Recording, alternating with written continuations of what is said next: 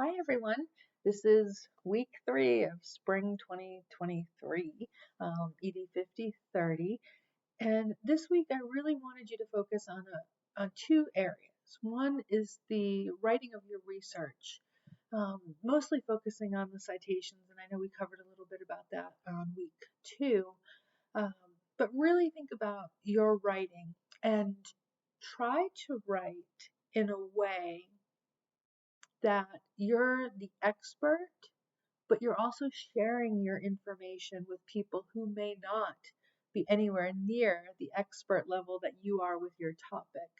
So you want to be redundant, which is very challenging for people who aren't used to writing for research purposes. Pretend that your reader is reading each section independently. And so while you might already describe a variable in your first section, you want to describe that variable to some degree in every subsequent section so that if they're reading those sections again independently, they can understand what you're trying to talk about and the purpose of your work. So embrace redundancy in this class, even though it might be a totally foreign concept for you.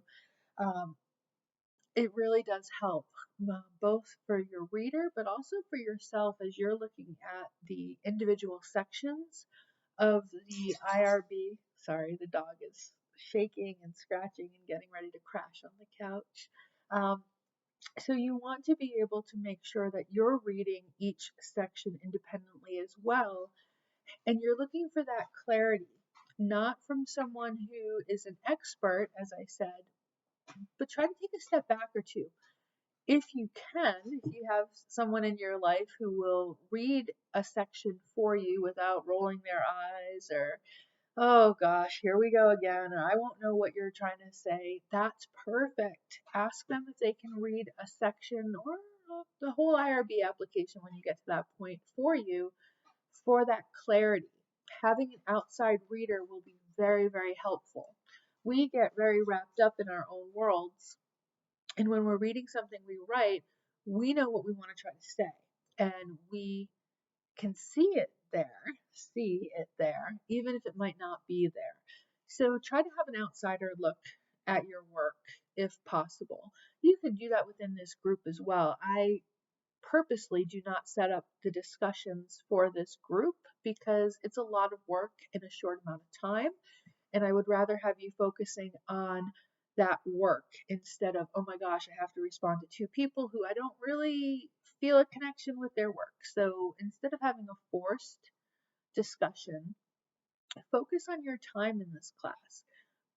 But as I said, if there are people in this group of research design students who would like to have their work reviewed by other people and people who want to review their other work, use that optional want more information discussion section in each week of the modules.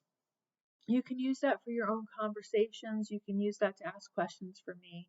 That's all good. Okay, so the first thing to focus is on your writing and embracing redundancy. Done.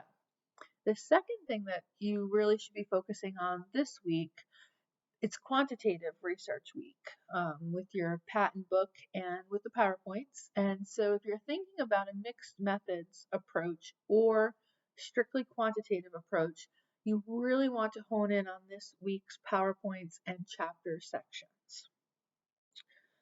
The most important thing I feel for this section of the course is looking at your variables.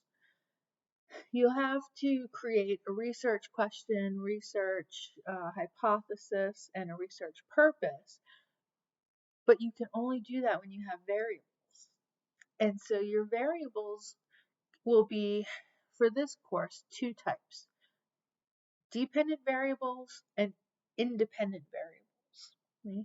Your independent variables are those variables that have an impact on your dependent variable or your outcome variable. Okay, so independent impacts your dependent variable. Sometimes demographic variables are your independent variables: gender, race, ethnicity, education level, socioeconomic status. Uh, all of those are demographic variables that will likely impact your dependent variable, whatever your outcome is.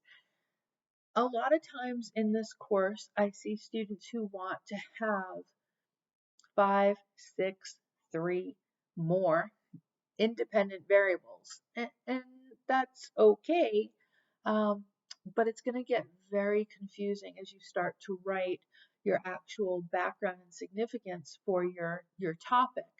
So I'm going to use an example just because I have it handy on the counter here. This is a jar of soup, okay? And so for this soup, there's a long list of ingredients. That's the list of ingredients.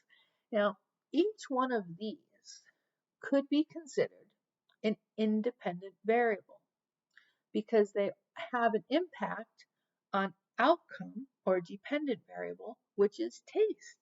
So how does each one of these ingredients influence the taste or the dependent variable? Flavor. So what you could do, and I'm not suggesting this, I'm just trying to get you thinking a little bit outside the box and outside of your own topic area. Each one of these ingredients is an independent variable. If we were to study how these variables impact taste, we would systematically, key term for research, remove each one of these ingredients one at a time and then taste. Put that ingredient back in, take out another one and taste. And you can see how we're looking at a lot of individual taste tests or studies to figure out how these variables impact taste. So I hope that explains a little bit there. I'll give you another example that just kind of spoke to me this morning. Like, oh, look at that. Independent variables, individual impacts to your dependent variable, your outcome, taste. So something that I want to look at is the impact of animals on human development. Specifically college students. We have the college population at PSU. It's convenient. So that's big. The impact of human-animal interaction on college kids. Well, what's that variable that I'm looking for, that outcome variable? Am I looking for physical, cognitive, social, academic? What am I actually looking for? So I need to be super specific when I'm looking at that. I also need to be super specific with the independent variable or treatment, which is the pet therapy. Am I including a rabbit in that work? Am I including a dog in that work? What kind of dog? Who's the people with that dog or with the rabbit? What's that relationship like? So there's a lot of independent variables that go into that work. For this course, for your project, because it's all hypothetical, we're doing it only on paper, we're speculating a lot. You want to try to limit those variables down.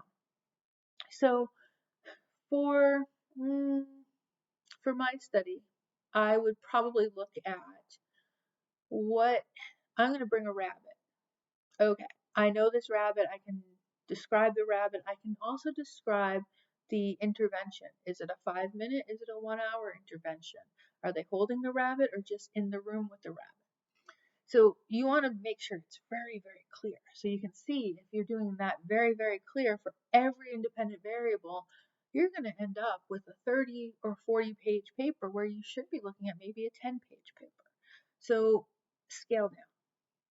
The dependent variable is great, social emotional development, but that's huge too. So I want to take that apart and really parse out, what do I want to look at? Well, you know what I want to look at? I want to look at loneliness. So I'm going to look at a certified pet-assisted therapy rabbit with their handler working on 5-minute interventions in terms of loneliness in college-age students.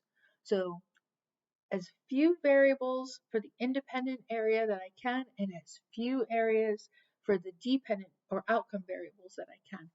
Keep it simple. Don't go too crazy with it because it will take up a lot of time and you'll have a lot of rabbit holes to go down as you're working on each operational definition, as you're working on each topic for your variables that you'll have to describe. When you're looking at your design, really, truly keep it simple.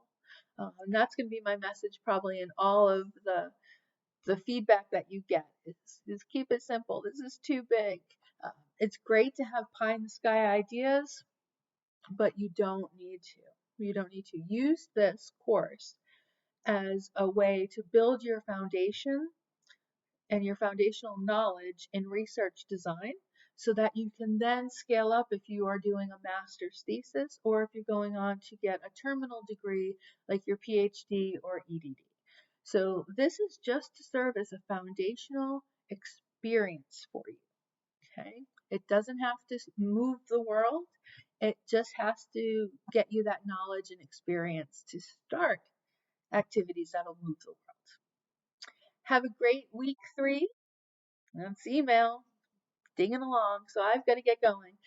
As always, please reach out and let me know if you have any questions. I'm all caught up on week 1 knowledge exercise feedback and be working on week 3 throughout the week of February 1st, I guess.